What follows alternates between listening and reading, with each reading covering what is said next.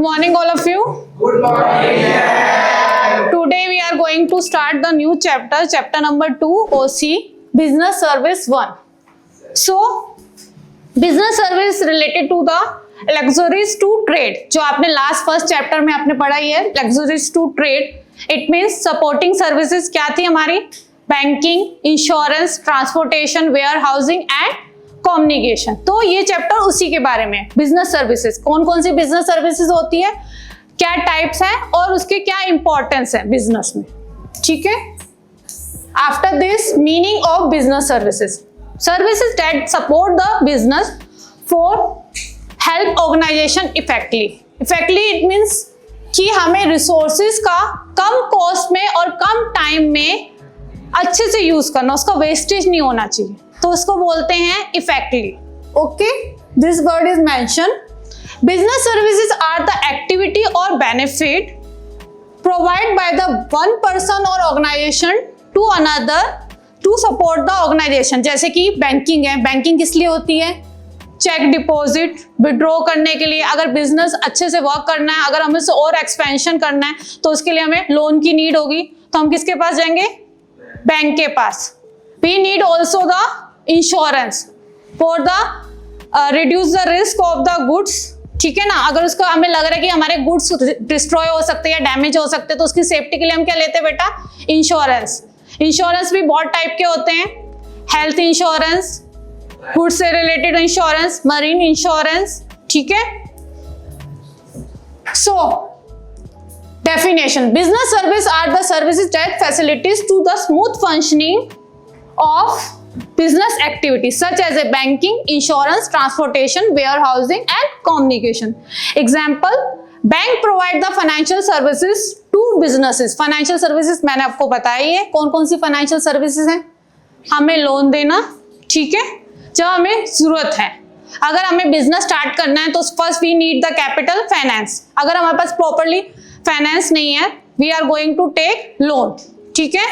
वो हमारे पे डिपेंड करता है कि हम कितने का लोन ले रहे हैं. 50 lakhs का ले रहे हैं या 1 crore का ले रहे हैं, उसके अकॉर्डिंग हमें पे करना पड़ेगा उसका with interest according to the years. कितने ईयर्स का ले रहे हैं, 10 years या 20 years. फिर है मेन इंपॉर्टेंट इंश्योरेंस. अब हमने बिजनेस स्टार्ट कर लिया है तो उसका हम इंश्योरेंस भी करवाएंगे, अपने बिजनेस का और गुड्स का भी, क्योंकि इन फ्यूचर में कुछ भी रिस्क हुआ, अगर वो डैमेज होता है by human made and naturally कैसे हो सकता है? अर्थक्वेक आया, ठीक है, फ्लड आया या सुनामी आया, तो हमारे गुड्स पे इफेक्ट पड़ेगा, वो डैमेज हो सकते हैं, तो वो रिस्क को कौन कवर करेगा? इंश्योरेंस. और मैन मेड कैसे हो सकता है? By transportation. अगर हम जा रहे हैं, रोड्स वगैरह प्रॉपरली नहीं है, जैसे अभी रेनी सीजन है तो बहुत सारी रोड्स खराब हो जाती हैं, तो कुछ गुड्स ऐसे होते हैं जो डिस्ट्रॉय हो सकते हैं, जैसे कि कांच से बने आइटम्स. ठीक है. तो उसके टूटने और डैमेज होने का रिस्क है, तो जो रिस्क को कवर कैसे करेंगे जो डैमेज हुआ है? Bye the help of the insurance. ठीक है.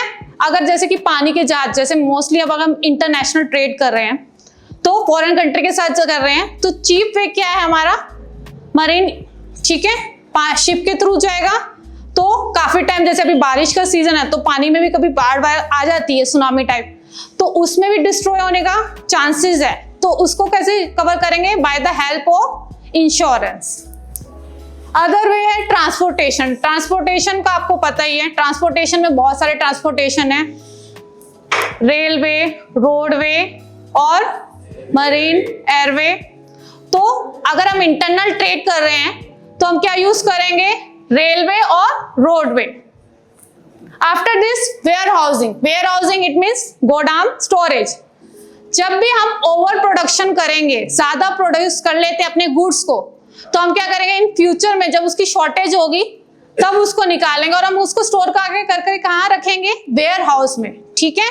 जैसे अगर वो वीट हो गया, उसका ज्यादा प्रोडक्शन हो गया, तो हम उसको गोदाम में रख सकते हैं उसकी सेफ्टी के लिए.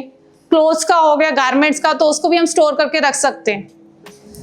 फिर है कम्युनिकेशन. कम्युनिकेशन में हम क्या यूज करते हैं? इंटरनेट, जो हर जगह जरूरी है. ठीक है. चाहे वो बैंक्स हो, कंपनीज हो, ऑफिस हो या फिर एजुकेशन. ठीक है ना. In simple words, business services are supporting services that help the businesses to expand and growth. After this features of business services, क्या उसके फीचर्स हैं, क्या उसके कैरेक्टरिस्टिक हैं। फर्स्ट वन है इंटेंजिबिलिटी। इट मीन्स कि बिजनेस सर्विस है जिसे हम देख नहीं सकते, छू नहीं सकते, ठीक है ना। गुड्स को तो हम देख सकते हैं, वो टेंजिबल है, बट सर्विसेज क्या होती है, intangible. For example banking and insurance, ठीक है ना, सर्विस तो मिल रही है ना, बैंक से लोन लिया, वो हमें दिख नहीं रहा, बट मनी तो मिल रही है जो हमें अपने बिजनेस को एक्सपेंड करने के लिए, ग्रो करने के लिए हम यूज करेंगे। और इंश्योरेंस किसके लिए लेते हैं, अपने सेफ्टी के लिए, जैसे हम हेल्थ इंश्योरेंस ले रहे हैं, गुड के लिए इंश्योरेंस ले रहे हैं, तो जो भी आगे इन फ्यूचर में जो रिस्क होगा, फाइनेंशियल लॉस होगा, वो किसकी हेल्प से कवर करेंगे हम, इंश्योरेंस की हेल्प से। फिर आ रहा है इनकंटेंसी वेरिएबिलिटी। इसमें क्या होता है, the quality of the service may be depending on the service provider and situation. मतलब कि ये है कि हर पर्सन की नीड सेम नहीं होती, सर्विस प्रोवाइडर्स हर किसी को सेम सर्विस प्रोवाइड नहीं करेगा, हर किसी की एक्सपेक्टेशन अलग है, ठीक है ना। जैसे मोबाइल सर्विसेज है, अब हर किसी को सेम ब्रांड का पसंद नहीं आता है, और अगर उसमें कुछ फॉल्ट होगा तो सब जरूरी नहीं है हर चीज में, हर मोबाइल में सेम ही फॉल्ट आए। किसी में अगर स्टोरेज ज्यादा हो रहा है तो वो हैंग हो रहा है, ठीक है, और अगर वो गिर गया, मोबाइल डिस्ट्रॉय हो गया, स्क्रीन टच खराब हो गया, तो सर्विस प्रोवाइडर क्या करेगा, उसका स्क्रीन टच चेंज करेगा। तो जैसी उसकी नीड होगी उसके अकॉर्डिंग वो सर्विस प्रोवाइड की जाएगी, ठीक है। फिर है नेक्स्ट एग्जांपल इंसेपरेबिलिटी, मतलब जिस चीज को हम सेपरेट नहीं कर सकते, ठीक है, okay. Service are produce and consumed at the same time, जिसको हम अलग नहीं कर सकते, okay. For example a customer receive the banking advice while interacting the bank officer. हम बैंक में जा रहे हैं बैंक अकाउंट ओपन करने के लिए, हम न्यू पर्सन है, ठीक है, तो पहले हम इंक्वायरी सेंटर काउंटर में जाएंगे, उनसे पूछेंगे कि क्या प्रोसीजर है, ठीक है ना, क्या क्या मुझे डॉक्यूमेंट्स चाहिए और कितने अमाउंट से हम स्टार्ट कर सकते हैं। तो आपको उस टाइम मिल रही है सर्विस। अगर आपके पास उस टाइम कैश अवेलेबल होगा, डॉक्यूमेंट्स होंगे, तो आप उसी टाइम फिलअप करके और डॉक्यूमेंट वहां पे दे के अपना अकाउंट ओपन कर सकते हैं, उसी टाइम आपको सर्विस मिल रही है। नेक्स्ट वन है इन्वेंट्री एंड प्रिशेबिलिटी, मतलब ये है कि ऐसी सर्विसेज जो इन फ्यूचर में यूज नहीं कर सकते, कुछ आइटम्स होते हैं जो जल्दी खराब हो जाते हैं, जिसको हम फ्यूचर के लिए स्टोर करके नहीं रख सकते, ऐसी services. For example an empty seat on the flight can not be sold later on the flight depart, मतलब जब फ्लाइट उड़ जाएगी वो खाली सीटें नहीं भर सकते ना, वो तो तभी है जब हम एयरपोर्ट पे उसको परचेज कर लेंगे टिकट को, एक बार ही सेल होने के बाद तो वापस तो उसको उड़ने के बाद, मतलब फ्लाइट जब टेक ओवर कर लेगी तो वापस तो वो सेल नहीं हो सकती, ठीक है ना। अब जैसे कि आपने रेलवे की रिजर्वेशन करवाया है, अब वो टिकट को तो स्टोर करके रख सकते हो, बट वो टाइमिंग अगर निकल जाएगा तो हम वापस ट्रेवल कर सकते हैं नहीं, वो उसमें आपको पर्टिकुलर मेंशन होता है, ये टाइम पे ये डेट पे आपका रिजर्वेशन है, तो आपको उसी टाइम पे स्टेशन पे पहुंचना है और ट्रेन पकड़नी है जहां भी आपको ट्रेवल करना है, ओके। फिर है इन्वॉल्वमेंट में दोनों पर्सन का इन्वॉल्वमेंट होना चाहिए, कस्टमर का एंड सर्विस प्रोवाइडर का, ठीक है। For example the customer must provide the information to about the insurance और बैंकिंग सर्विसेज। कौन प्रोवाइड करेगा, बैंक का पर्सन जो वहां पे अवेलेबल है, वो हमें प्रॉपर गाइड करेगा कि क्या क्या सर्विसेज है। जब भी हम इंश्योरेंस लेने जाते हैं, चाहे वो हेल्थ इंश्योरेंस क्यों ना हो, तो हमें पहले प्रॉपर इंफॉर्मेशन दी जाती है, ठीक है, आप कितने अमाउंट का ले रहे हो तो आपको कितना प्रीमियम पे करना है और कितने सर्टन टाइम पीरियड के बाद पे करना है। फिर है types of business services. First one है banking, insurance, transportation, warehousing and communication, okay. तो बैंकिंग का मैंने आपको भी बताया ही है, बैंकिंग बहुत सारी फैसिलिटीज देती है, जैसे कि हमें लोन चाहिए, तो अगर हमें फॉरेन कंट्री के साथ बिजनेस करना है, ट्रेड करना है, तो भी उसके साथ थ्रू जो हम ट्रांजेक्शंस करने वाले हैं वो किसकी हेल्प लेंगे, bye the help of banking, ठीक है। इंश्योरेंस इंटरनल ट्रेड करें या इंटरनेशनल ट्रेड करें तो इंश्योरेंस होना बहुत जरूरी है, ओके ना, for the safety of the goods.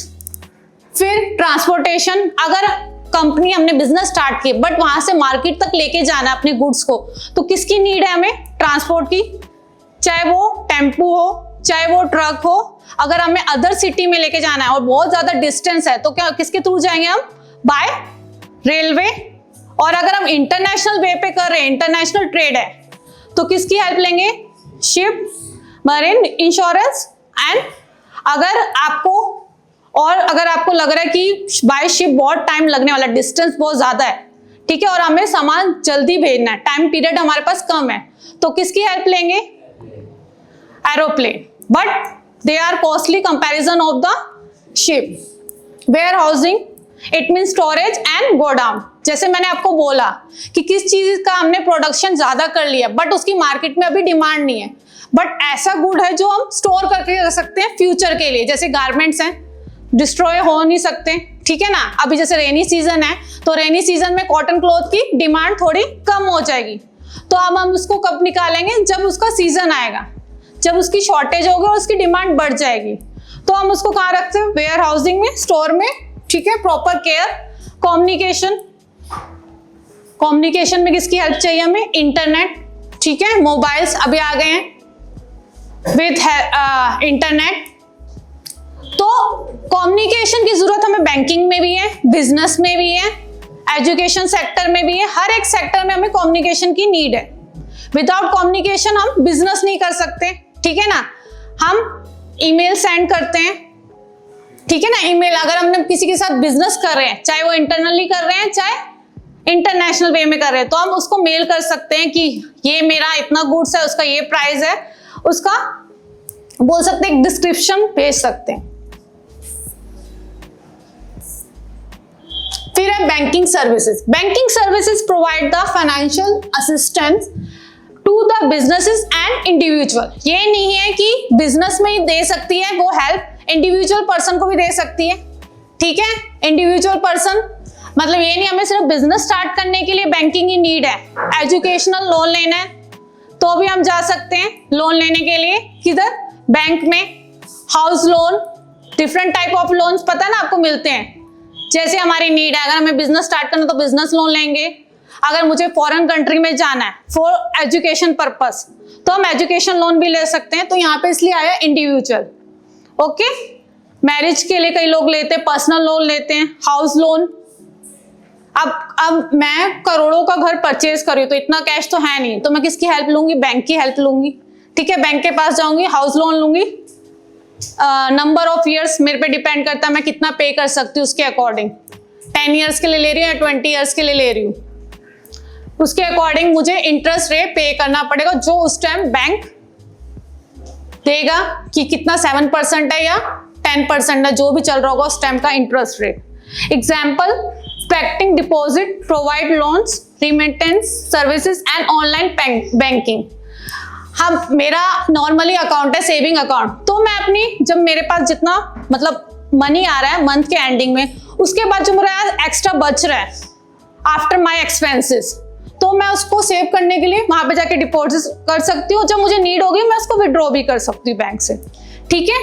Providing loan, जो मैंने आपको बताया, बिजनेस के लिए भी लोन ले सकते हैं, हाउस लोन भी ले सकते हैं और एजुकेशनल लोन भी ले सकते हैं। रिमिटेंस सर्विसेज ये है कि बेटा हम एक ब्रांच से दूसरी ब्रांच में उसको शिफ्ट भी कर सकते हैं अमाउंट को, या इंडिया से अगर मेरे घर से कोई गया है एजुकेशन पर्पस के लिए तो मैं उसको मनी भी भेज सकती हूँ इंडियन बैंक से फॉरेन बैंक में, ठीक है। तो बोलेंगे उसको remittance service. And online banking आपको पता ही है कि अभी सब सर्विसेज आपको ऑनलाइन मिल रही है बैंक की। आप ऐप डाउनलोड कर लोगे तो आपको पूरा डिटेल मिल जाएगा, मेरे बैंक में कितना डिपॉजिट है, मैंने कितना विड्रॉ किया, कितना अभी करंट अमाउंट है, ठीक है। पूरी डिटेल्स आप दे सकते हो, ईयरली या आपको आज की चाहिए या आपको लास्ट 6 मंथ की चाहिए। और आप उसकी तरह मोबाइल बैंकिंग भी यूज कर सकते हो। काफी सारी फैसिलिटीज प्रोवाइड की है बैंक्स ने। Functions of commercial bank. Commercial banks कौन से होते हैं? बैंक वही बैंक जो आरबीआई के अंडर आ रहे हैं, all banks, government banks and private banks. Government banks for example state bank of India, Punjab national bank हो गया, केनरा बैंक, ये सब गवर्नमेंट बैंक्स हैं, ठीक है। बट प्राइवेट बैंक कौन से हो गए? HDFC हो गया, एक्सिस बैंक हो गया और ICICI बैंक हो गया। बट दोनों ही बैंक किसके अंडर आ रहे हैं? RBI के। तो इनका काम भी यही है, डिपॉजिट, लैंडिंग मतलब लोन्स वगैरह प्रोवाइड करना, एजेंसी फंक्शन, एजेंसी उनके भी एजेंट्स होते हैं जो मार्केटिंग का वर्क करते हैं। मतलब बार बार एरियाज में, अगर आपने मॉल्स वगैरह में भी देखा होगा तो वो आपको बोलते हैं सर प्लीज हमारे बैंक का कार्ड ले लीजिए, क्रेडिट कार्ड देखा होगा आपने मॉल्स वगैरह में, तो आपको इंफॉर्मेशन देंगे इसका क्या फायदा है, आपको बेनिफिट्स हैं। यूटिलिटी सर्विस, यहाँ पे यूटिलिटी वर्ड आ रहा है, किससे रिलेटेड कर रहा है वो? Time utility.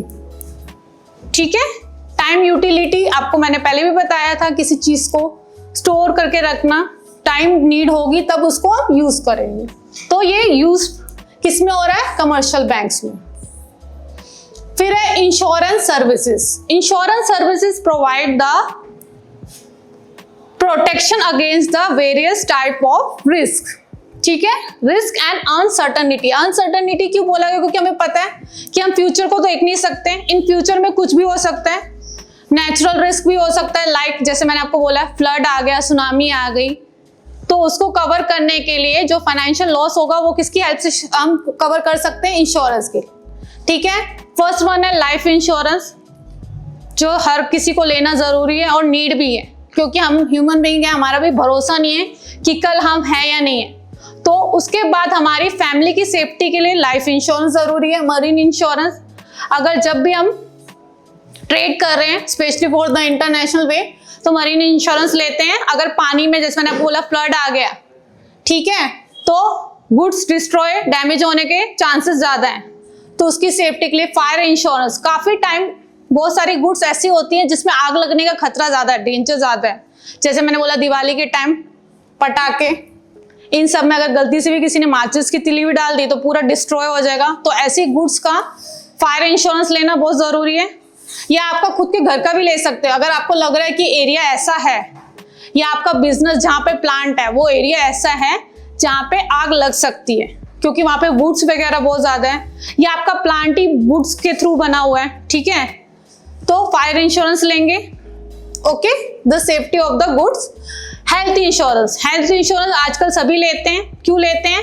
इन फ्यूचर में मुझे कोई भी बीमारी होगी, बट हेल्थ इंश्योरेंस में ये है कि आपका पहले बॉडी चेकअप होगा, कि आपको पहले इंश्योरेंस लेने से पहले कोई भी बीमारी है वो उसके अंदर कवर नहीं होगी।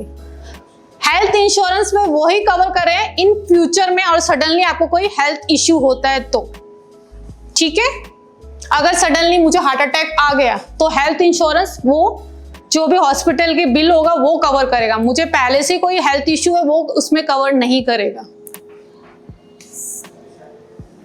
Principles of insurance, utmost good faith. Utmost good faith नाम में ही पता चल रहा है आपको फेथ की बात हो रही है। किसके बीच में होना चाहिए? कॉन्ट्रैक्ट पॉलिसी, जो हमने इंश्योरेंस पॉलिसी ली है, ठीक है, इंश्योरेंस कंपनी और जो पर्सन लेने वाला है, उन दोनों के बीच में एक गुड फेथ होना चाहिए। मतलब उसको पूरी पॉलिसी की टर्म्स एंड कंडीशन हमें करेक्ट इंफॉर्मेशन देनी है। ये तो नहीं है कि हम उसको में बता रहे हैं कि बहुत सारी फैसिलिटीज मिलेंगी, बट जब टाइम आया उनको इतनी फैसिलिटीज हम प्रोवाइड नहीं कर रहे, ऐसा नहीं होना चाहिए। और हमें अपनी करेक्ट इंफॉर्मेशन देनी है। जैसे मैंने आपको बोला हेल्थ इंश्योरेंस लिया है, बट मुझे पहले कोई हेल्थ इशू है तो वो उसके अंदर कवर नहीं होगा, ठीक है, तो हमें अपनी गलत इंफॉर्मेशन नहीं देनी, और हमने उतने का इंश्योरेंस लेना जितना हम पे कर सके प्रीमियम, चाहे वो हेल्थ इंश्योरेंस हो चाहे वो अपने गुड्स का इंश्योरेंस हो। फिर है इंश्योरेबल इंटरेस्ट। इंश्योरेबल इंटरेस्ट मतलब कि आप ओनर हो, ठीक है, और आपने अपने हाउस का इंश्योरेंस करवाया है, तो जो भी डैमेज होगा उसका इंटरेस्ट आपको मिलेगा, वहां पे रहने वाले अदर पर्सन को नहीं मिलेगा, ठीक है, okay. After this indemnity. Indemnity मतलब कंपनसेशन। अगर हमने गुड्स का इंश्योरेंस लिया है 5 लाख का, बट डिस्ट्रॉय इतना सिर्फ 3 लाख का हुआ है, तो इंश्योरेंस कंपनी जो डैमेज हुआ है उसी को कवर करेगी, ठीक है। जो फाइनेंशियल लॉस हुआ है इतना ही अमाउंट आपको रिटर्न में मिलेगा, फुल नहीं मिलेगा। After this सबोगेशन। सबोगेशन में ये है कि जैसे कि फॉर एग्जाम्पल मैंने कार इंश्योरेंस लिया, मेरी कार आगे से डैमेज हो गई, उसका मिरर डिस्ट्रॉय हो गया तो इंश्योरेंस कंपनी उसको कवर करेगी उसका लॉस। तो जो लास्ट मतलब जो आपका डैमेज पार्ट है वो कौन ले लेगी? Insurance company. उसका लीगल राइट किसके पास आ गया? Insurance company. आपको तो उसका एक्सचेंज मिल गया ना, न्यू आपने मिरर करवा लिया सर्विस के थ्रू, ठीक है। फिर है ट्रांसपोर्टेशन सर्विसेज। ट्रांसपोर्टेशन सर्विसेज में जैसे कि मैंने आपको बताया कि एक प्लेस से दूसरे प्लेस पे लेके जाना है, ठीक है। मैन्युफैक्चरिंग कंपनी से हमें मार्केट में लेके जाना है या अदर कंपनी में लेके जाना है, तो हम किसकी हेल्प लेते हैं? ट्रांसपोर्टेशन। ट्रांसपोर्टेशन में डिफरेंट टाइप्स ऑफ ट्रांसपोर्टेशन है।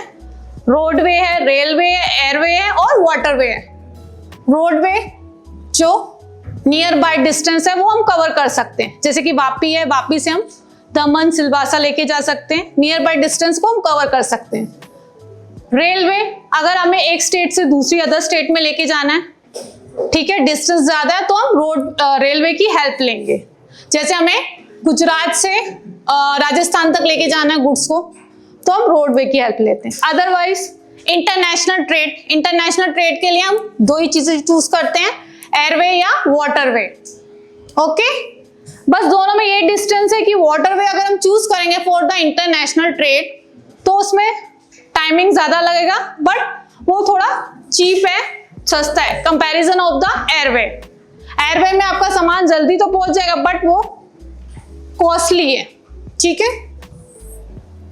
फिर है warehousing services. Warehousing services क्या है? वेयर हाउसिंग सर्विसेज यही है कि provide the storage facilities and good until they are needed. जैसे मैंने आपको बताया कि हमने ओवर प्रोडक्शन कर ली है तो हम उसको स्टोर करके सेफ्टी से हम अपने स्टोरेज में वेयर हाउसिंग में रख सकते हैं। जब उसकी नीड होगी तो हम उसको बाहर निकाल के फिर से सेल कर सकते हैं, ठीक है। Safe storage, protection from the damage. अगर हम उसको अच्छे से स्टोर करके रखेंगे तो डैमेज होने के चांसेस नहीं है। ये नहीं कि हमने स्टोरेज में कैसे भी रख दिया, नहीं, उसको प्रॉपर पैकिंग, प्रॉपर बॉक्स में अच्छे से रखना है। फाइनेंसिंग अगेंस्ट स्टोरेज गुड, तो ऑफकोर्स स्टोरेज में रखना है तो हमें फाइनेंस की तो जरूरत ही है, ठीक है ना। Price stabilization. प्राइस स्टेबलाइजेशन का मीनिंग यही है बेटा, जब भी ओवर प्रोडक्शन होगा तो हम उसको स्टोर करके रखेंगे और जब उसकी नीड होगी तब उसको हम वापस बाहर निकालेंगे, उसको बोलते हैं प्राइस स्टेबलाइजेशन। मतलब दोनों सिचुएशन के बीच में डिमांड और सप्लाई में बैलेंस बनाना। अगर हमने नीड थी 1000 की बट प्रोडक्शन कर लिया 1500 का, तो 500 जो गुड्स हैं उसको हम स्टोर करके रखेंगे और जब उसकी नीड होगी, जब उसकी डिमांड होगी, फिर उसको निकालेंगे और फिर से उसको सेल करेंगे। तो ये उसके दोनों सिचुएशन के बीच में वो बैलेंस बना के रखता है, प्राइस स्टेबलाइजेशन उसको बोलते हैं। फिर है कम्युनिकेशन सर्विसेज। कम्युनिकेशन सर्विसेज में क्या होता है? Exchange of the business information through the post. Post services आपको पता ही है, ठीक है। Telephone, internet, email. Okay, post services आपको पता है, speed post, courier services. Telephone, पहले लैंडलाइन चलते थे, सबके घर पे लैंडलाइन होते थे, अभी कहाँ रह गए हैं? Only for the offices, government offices, वहां पे रहते हैं, किसी घर पे तो होता नहीं है। Mostly all people are using only mobile phones. Internet, अब जब हमें फॉरेन कंट्री में कम्युनिकेट करना है या एक ब्रांच से दूसरी ब्रांच में भी कम्युनिकेट करना है तो किसकी हेल्प लेते हैं हम? इंटरनेट। मोबाइल फोन में भी हमें इंटरनेट की जरूरत है, रिचार्ज करवाते हैं ना मंथली, तो वाईफाई किस लिए लगाते हैं? For internet. ईमेल, जैसे मैंने आपको बोला है, बाय मेल मैं अपने गुड्स की इंफॉर्मेशन सेंड कर सकती हूँ, ठीक है, डेटा उनको बता सकती हूँ कि इसका ये प्राइस है और ये हम इतना हम प्रोवाइड कर सकते हैं। बिजनेस पर्पस के लिए भी यूज होता है, एजुकेशन पर्पस के लिए भी यूज होता है, काफी चीजों में ईमेल यूज करते हैं, इलेक्ट्रॉनिक मेल उसको बोलते हैं, ठीक है। फिर है importance of the business services. क्या इसकी इंपॉर्टेंस है? फैसिलिटीज, ट्रेड, जो मैंने आपको बताया दो टाइप के ट्रेड है, इंटरनल ट्रेड और इंटरनेशनल ट्रेड। रिड्यूस रिस्क, किसके थ्रू रिड्यूस होगा? Help of the insurance. Different type of insurance हम लेते हैं रिड्यूस रिस्क करने के लिए, ठीक है। इंप्रूव इफिशियंसी, वो कैसे हो रही है improve efficiency? Bye the help of, किसके थ्रू होगी इफिशियंसी? मैंने आपको बताया है कि कम टाइम में ज्यादा प्रोडक्शन करना without wasting of the cost, ठीक है, उसे बोलते हैं इफिशिएंसी। इफिशिएंसी के लिए हम यूज करेंगे insurance, transportation and communication. And support economic growth. कैसे होगा? जब हम बिजनेस अच्छे से ग्रो करेंगे तो लोगों को एम्प्लॉयमेंट अपॉर्चुनिटीज मिल रही है, ठीक है, इकोनॉमिक ग्रोथ हो रही है, हमारा बिजनेस जितना एक्सपेंशन होगा उतने लोगों को अपॉर्चुनिटीज मिल रही है, जॉब मिल रहा है, ठीक है, बाकी लोगों की कस्टमर्स की नीड फुलफिल हो रही है, इकोनॉमिक ग्रोथ हो रही है ना।